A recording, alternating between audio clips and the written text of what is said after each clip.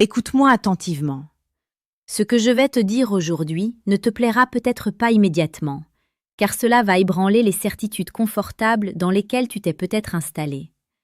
Mais c'est nécessaire. C'est vital si tu veux comprendre la réalité complexe, parfois douloureuse, mais incroyablement belle, des relations humaines profondes. Il y a une violence sourde dans le silence. Tu la connais, tu l'as déjà ressentie. C'est ce moment suspendu où tu es face à elle, où l'air vibre d'une intensité électrique, où tu sens que quelque chose d'immense est sur le point d'être dit, et pourtant, rien ne sort. Le silence retombe, lourd, chargé de non-dits, et tu repars avec ce nœud dans l'estomac, cette incertitude qui ronge ton esprit d'homme rationnel. Tu te demandes pourquoi.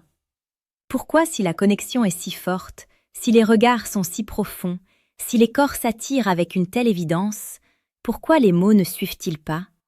Pourquoi refuse-t-elle de prononcer cette phrase si simple, ces 3 mots qui pourraient tout changer, qui pourraient enfin valider ce que tu ressens? Tu penses peut-être qu'elle ne t'aime pas. Tu penses peut-être que tu t'es trompé, que tu as mal interprété les signes, que tu n'es qu'un passant dans sa vie. Et cette pensée te blesse. Elle attaque ton ego. Elle remet en question ta valeur en tant qu'homme et en tant que séducteur. Mais si je te disais que c'est exactement l'inverse, si je te disais que ce silence n'est pas le signe du vide, mais le signe d'un trop-plein, si je te disais que son incapacité à te dire « je t'aime » est parfois la preuve la plus brutale et la plus authentique qu'elle t'aime déjà éperdument, peut-être même plus qu'elle ne s'aime elle-même. Nous vivons dans une époque bruyante où les mots sont galvaudés. On dit « j'aime » pour une photo, pour un repas, pour une distraction passagère. Le verbe « aimer » a perdu de sa gravité, de son poids sacré. Mais pour une femme qui ressent une connexion véritable, profonde, une connexion qui touche à l'âme, dire « je t'aime » n'est pas anodin. C'est un acte de bravoure terrifiant. C'est se mettre à nu, c'est tendre une arme chargée à l'autre et espérer qu'il ne tirera pas. Le grand philosophe stoïcien Sénèque, dans sa sagesse intemporelle, nous a avertis « Nous souffrons plus souvent en imagination qu'en réalité ». Cette phrase, tu dois la graver dans ton esprit. Elle est la clé de voûte pour comprendre ce qui se joue dans le cœur d'une femme qui a peur d'aimer. Ce n'est pas la réalité de votre relation qui la terrifie. Ce n'est pas toi dans ton essence. C'est ce que son imagination projette sur les conséquences de cet aveu. Elle souffre par anticipation. Elle imagine le rejet, l'abandon, la perte de contrôle, la vulnérabilité totale. L'amour, le vrai, le grand, celui qui nous intéresse ici, n'est pas une promenade tranquille. C'est un séisme. C'est une force qui remet en cause l'identité même de la personne qui le ressent.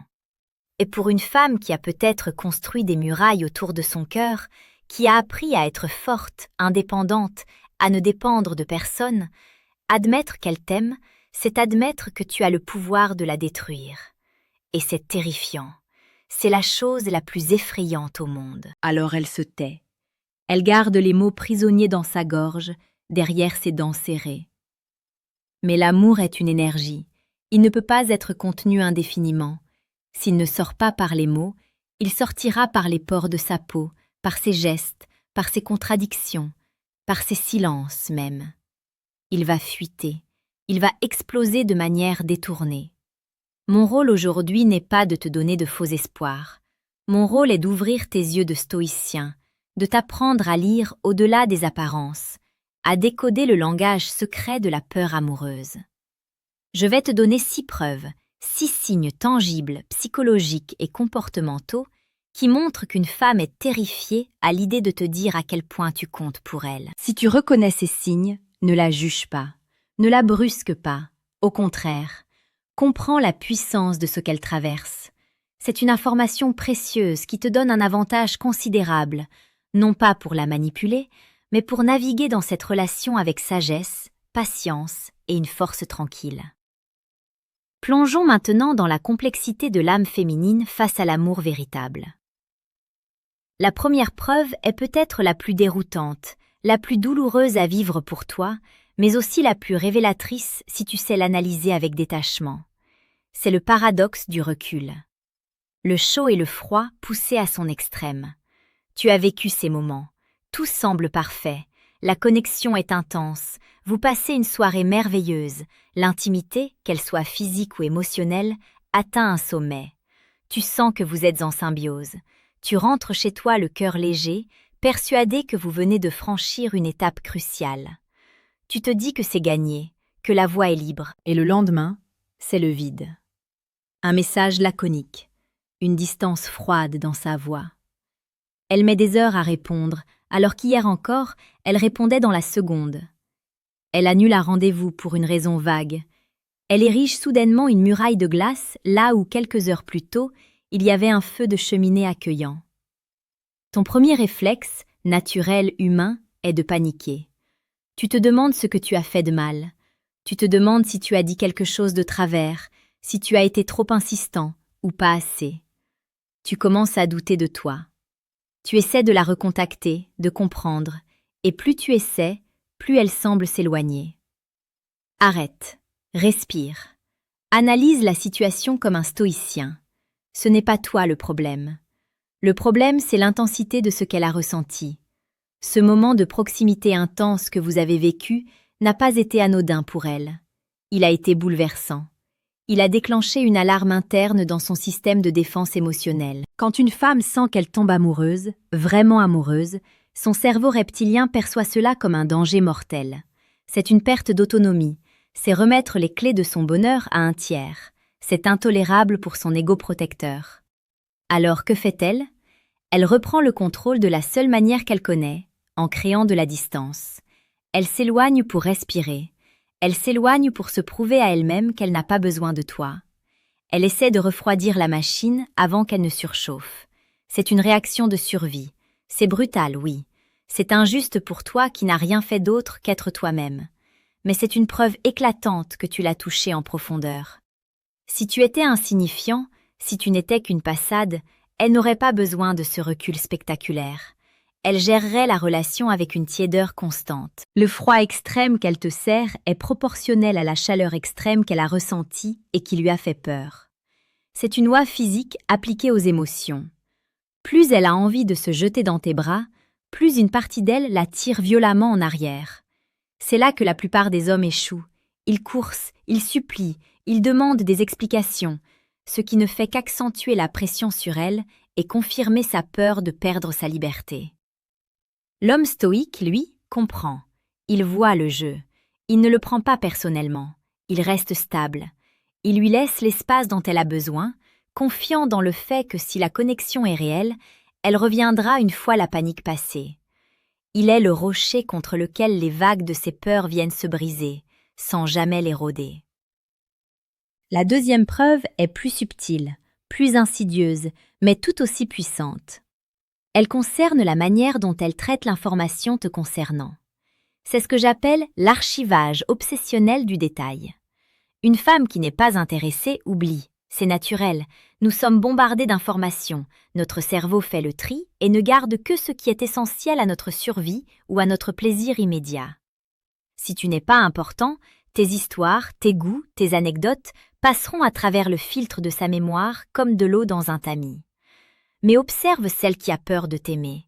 Observe sa mémoire. C'est un piège à ours. Rien ne lui échappe. Tu lui as mentionné il y a 3 mois, au détour d'une conversation banale, que tu adorais un type très spécifique de café, ou que tu avais une aversion pour une certaine couleur, ou que tu rêvais de visiter un petit village obscur en Italie. C'était un détail, une virgule dans le texte de votre échange. Toi-même, tu as oublié l'avoir dit, mais pas elle. Des semaines plus tard, elle t'offre ce café spécifique, où elle fait une remarque sur cette couleur que tu détestes en évitant de la porter, où elle t'envoie un lien vers un article sur ce village italien. Elle ne te dira pas « J'ai pensé à toi en voyant ça parce que je t'aime ». Non, c'est trop dangereux. Elle te dira « Je suis tombée là-dessus par hasard, ça m'a rappelé ce que tu disais l'autre jour ». Elle le présentera comme une coïncidence, comme quelque chose de léger, de sans importance. Elle minimisera l'effort que cela lui a demandé de retenir cette information et d'agir en fonction d'elle. Pourquoi fait-elle ça? Parce que c'est sa manière, sûre et contrôlée, de te dire que tu l'obsèdes. C'est sa manière de te montrer que tu occupes une place centrale dans son esprit, sans avoir à prononcer les mots fatidiques. Elle construit un musée mental de toi. Chaque détail que tu lui donnes est une pièce de collection qu'elle nettoie, étiquette et range soigneusement dans les archives de son cœur. C'est une forme d'intimité qu'elle peut gérer. Elle peut contrôler les informations. Elle ne peut pas contrôler ses sentiments. Alors elle déplace son besoin d'aimer sur le terrain de la connaissance. Elle veut tout savoir de toi, te comprendre mieux que quiconque, anticiper tes besoins avant même que tu ne les exprimes. C'est de l'amour converti en attention hyper focalisée. C'est une preuve magnifique si tu sais la voir. C'est la preuve qu'elle investit du temps cognitif et émotionnel en toi, même quand tu n'es pas là. Surtout quand tu n'es pas là. Elle vit avec une version de toi dans sa tête, une version qu'elle chérit et qu'elle nourrit avec ses détails. C'est une déclaration d'amour silencieuse, hurlée à travers des petits gestes qui semblent anodins, mais qui sont en réalité chargés de sens. Le ton devient plus confidentiel, plus direct. Avant de passer à la suite, je veux que tu prennes conscience de quelque chose. Si tu es ici, si tu écoutes ceci, c'est que tu cherches la vérité. Tu ne te contentes pas des relations superficielles. Tu veux comprendre la mécanique profonde de l'attraction et de l'amour. C'est une quête noble, mais c'est une quête difficile. Le chemin du stoïcisme en amour est exigeant. Il demande une discipline mentale de chaque instant. C'est pourquoi j'ai créé la chaîne Amour Stoïque, pour des hommes comme toi. Chaque jour, nous publions des analyses, des stratégies, des réflexions pour t'aider à devenir cet homme inébranlable, cet homme qui comprend les femmes, non pas pour les manipuler, mais pour créer des connexions réelles et puissantes, sans jamais perdre son centre de gravité. Si ce n'est pas encore fait, je t'invite à t'abonner maintenant. C'est ton arsenal quotidien contre la confusion et la douleur inutile dans les relations. Revenons à nos preuves. La troisième est souvent mal interprétée, car elle ressemble à un défaut, alors qu'elle est souvent le masque d'une peur intense de la perte. Parlons de la jalousie froide ou du changement d'atmosphère soudain.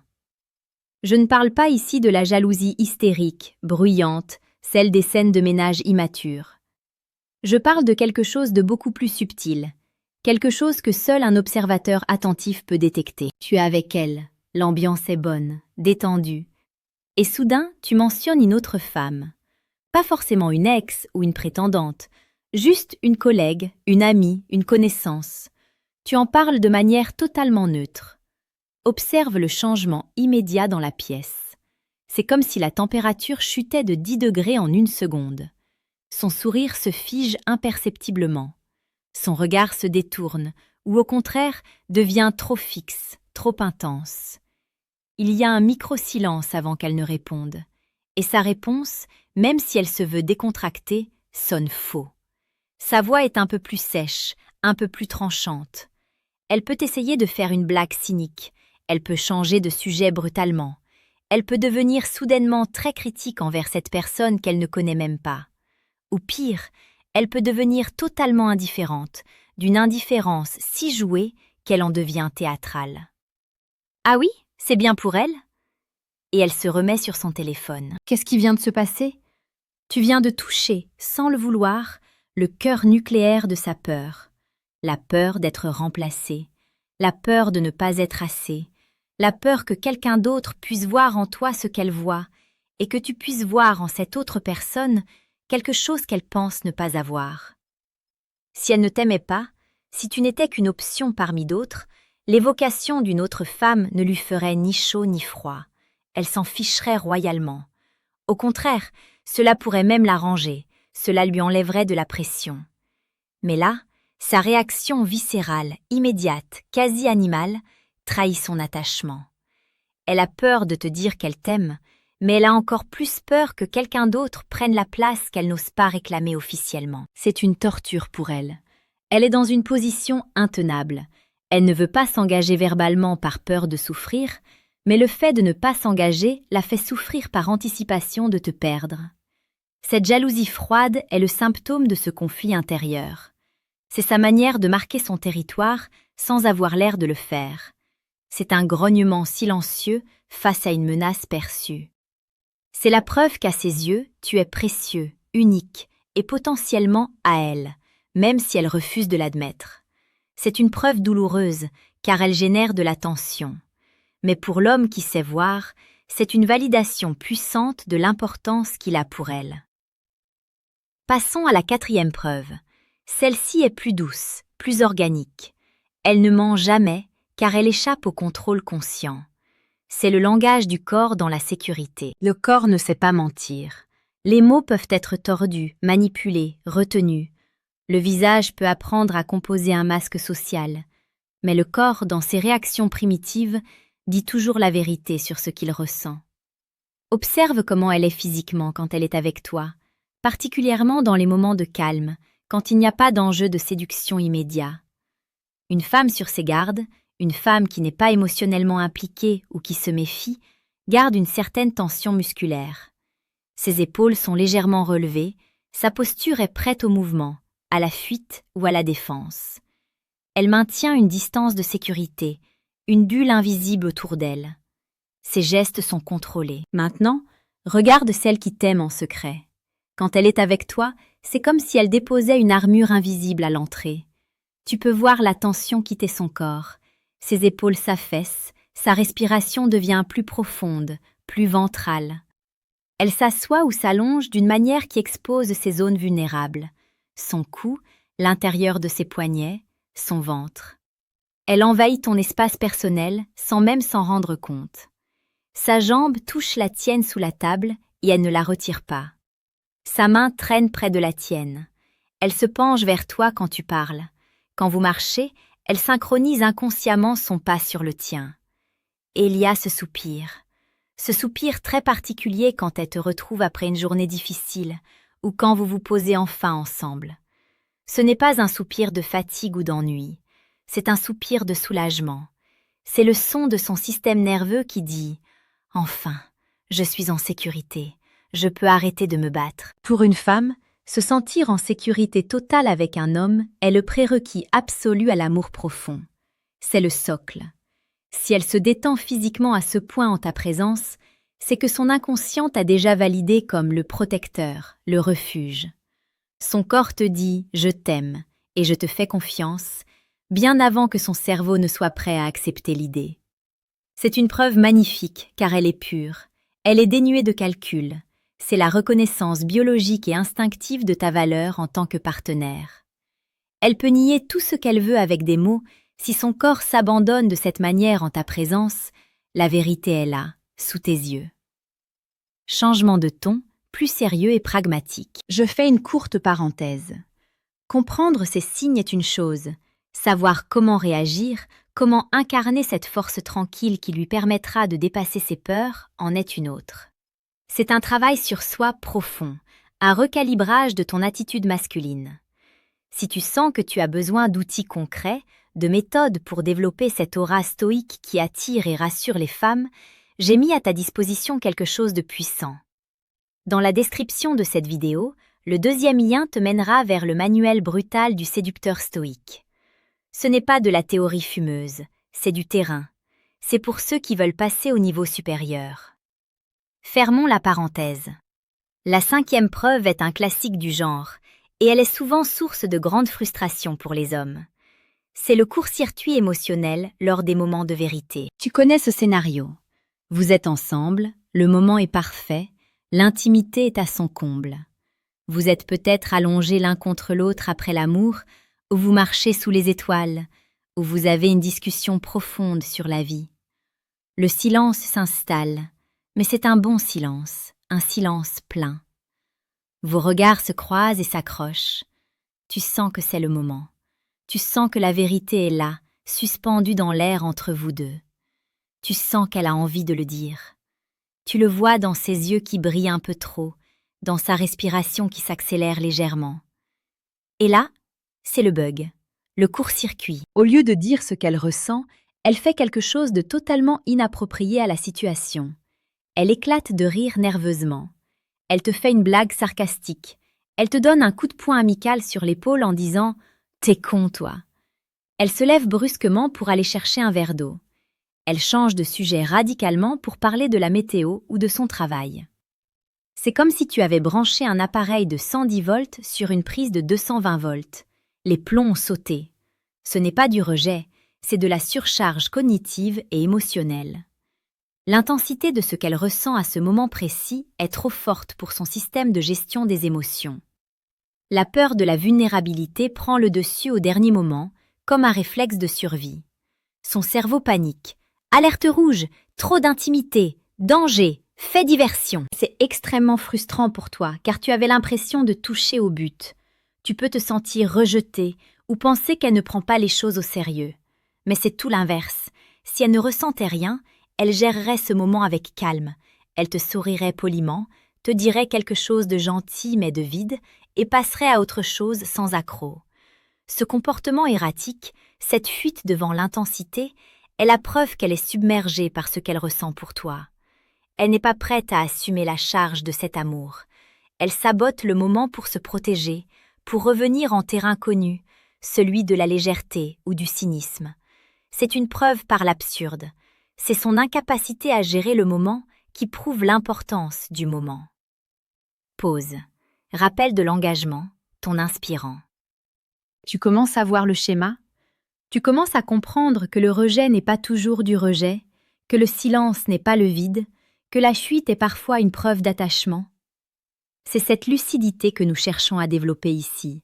C'est cette vision rayon X sur les relations humaines. N'oublie pas, la chaîne Amour Stoïque est là pour t'accompagner quotidiennement dans cette démarche.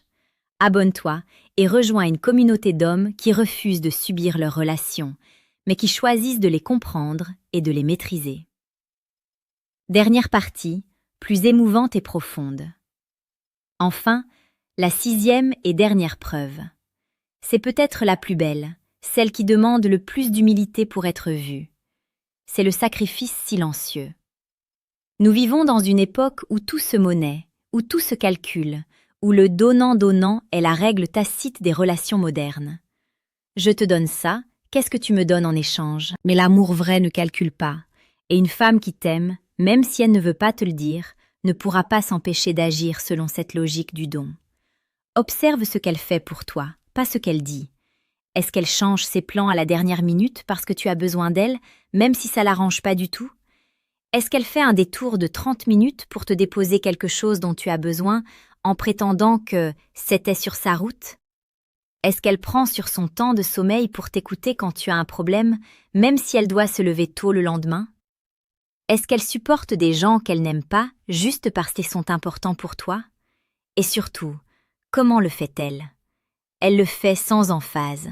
Elle ne cherche pas de médaille. Elle ne te présente pas la facture émotionnelle de ses efforts. Au contraire, si tu la remercies trop chaleureusement, elle va minimiser. « Oh, c'est rien, t'inquiète pas, c'est normal. » Elle a peur que si tu te rends compte de l'ampleur de ses sacrifices, tu comprennes l'ampleur de son amour. Elle veut t'aider, elle veut te soutenir, parce que ton bien-être est devenu une priorité pour elle, peut-être même avant le sien. Mais elle ne veut pas que tu saches à quel point c'est important pour elle. C'est le paradoxe ultime de l'amour inavoué. Elle agit comme une femme profondément amoureuse, dévouée, loyale, mais elle refuse l'étiquette qui va avec. Elle veut les actes de l'amour sans le risque des mots de l'amour. C'est une preuve d'une noblesse incroyable. C'est de l'amour en action, de l'amour purifié de l'ego. Elle prend sur elle, elle s'incommode, elle donne de son temps, de son énergie, de ses ressources, pour toi. Et elle fait tout pour que cela paraisse anodin. Si tu vois une femme agir ainsi pour toi, de manière répétée, sans rien demander en retour, sache que tu as devant toi quelqu'un qui t'aime profondément. Les mots ne sont que du vent comparés à ces actes de dévotion silencieuse. Le ton monte en puissance, devient solennel, presque spirituel, puis retombe sur une note de confiance absolue. Voilà, tu as les cartes en main. Tu as les 6 preuves. Le recul paradoxal, l'archivage obsessionnel, la jalousie froide, la sécurité corporelle, le court-circuit émotionnel, le sacrifice silencieux. Tu n'es plus aveugle. Tu ne peux plus dire que tu ne savais pas. Tu ne peux plus te cacher derrière l'excuse de son silence. Maintenant, la question qui se pose n'est plus « est-ce qu'elle m'aime ?», mais « qu'est-ce que je fais de ce savoir ?» C'est là que ton stoïcisme va être mis à l'épreuve. La tentation serait grande d'aller la voir et de lui dire « Je sais que tu m'aimes, arrête ton jeu, je t'ai démasqué ». Ce serait une erreur fatale. Tu la braquerais définitivement. Tu violerais son jardin secret. Tu la forcerais à une confession pour laquelle elle n'est pas prête, et elle te le ferait payer par la fuite. Non. Ta force maintenant, c'est ton silence à toi. Un silence différent du sien. Un silence confiant, serein, bienveillant. Tu sais, et le fait de savoir doit te suffire pour l'instant. Ce savoir doit te donner une confiance inébranlable en toi et en votre lien. Tu n'as plus besoin de douter. Tu n'as plus besoin d'être insécurisé par ces retraits ou ces sautes d'humeur. Tu sais d'où ils viennent. Ils ne viennent pas du désamour. Ils viennent de la peur de trop aimer. Ton rôle est de devenir l'espace sécurisé où cette peur peut se dissoudre. Sois constant, sois patient, ne la juge pas pour ses peurs, car elles sont la mesure de son amour. Continue à être cet homme solide, cet homme qui ne vacille pas, cet homme qui l'accueille quand elle avance et qui la laisse respirer quand elle recule. Tu n'as pas besoin d'exiger les mots. Les mots viendront quand la pression sera devenue trop forte, quand sa confiance en toi sera plus grande que sa peur de souffrir. D'ici là, contente-toi de la réalité des actes, de la profondeur des regards, de la vérité des corps. L'amour n'a pas toujours besoin d'être dit pour être réel. Parfois, les plus grandes histoires d'amour sont celles où les « je t'aime » sont des secrets de polichinelle que l'on se murmure à travers le silence complice de deux âmes qui se sont reconnues. Sois fort, sois stoïque, et aie confiance en ce que tu ressens, au-delà des mots. C'est tout pour aujourd'hui. Médite là-dessus. Fin de l'enregistrement, fondu au noir.